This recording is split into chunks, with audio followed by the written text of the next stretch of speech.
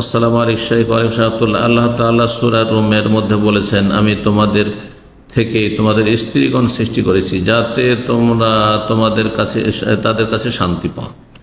কিন্তু আমি শেখ এটা পাচ্ছি না। আল্লাহ আপনাকে তৌফিক দান করুন। রোগ আপনার মধ্যে রয়েছে, কোরআনের কথা সত্য। আমার স্ত্রীর প্রতি তেমন আকর্ষণ নাই। সমস্যা তাহলে আপনার মধ্যে আছে, আকর্ষণ নাই মানে আপনার পুরুষত্ব নেই, শারীরিক চাহিদা নেই।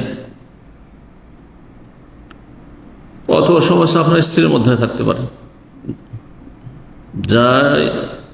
যা আল্লাহ ভয় করি সবটুকু মনের বিরুদ্ধে গিয়ে করতে হয়, মানে যাই আল্লাহর ভয়ে করি মনের বিরুদ্ধে করতে হয়, অর্থাৎ ভালোবাসা দেখাতে হয় কিন্তু সেটা মনের বিরুদ্ধে করতে হয়। হাজার দোয়া এবং চেষ্টা করলেও আমার স্ত্রীর প্রতি আন্তরিকতা আনতে পারছি না। আল্লাহ তৌফিক দান করুন। আল্লাহ ভালোবাসা সম্প্রীতি সৃষ্টি করে দিন। এর কারণ কি? এর কারণ আপনার মধ্যে রয়েছে অথবা আপনার স্ত্রীর মধ্যে রয়েছে। তো ভাই চেষ্টা করুন।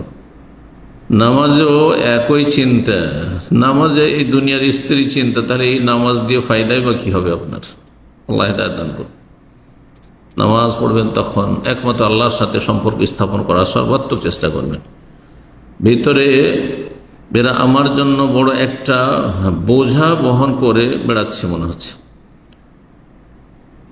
আমার স্ত্রীও মাঝে মাঝে বলে যে আপনি আমাকে কতটুকু ভালোবাসেন। তা তো বলবেই, যদি তার এ অনুভূতি হয় তাহলে যে সে ভালোবাসছে না। এসব প্রশ্ন করলে আমার রাগ হয়। কেন বা রাখবেন? আপনি হক আদায় করতে পারলে রাখবেন, আর না হলে সসম্মানে ও তাসরিহুন বিইহসান, সসম্মানে ভালো কিছু পূর্বকন দিয়ে বিদায় করে দেবেন। এখন আমি কিভাবে শান্তি ফিরিয়ে আনতে পারি?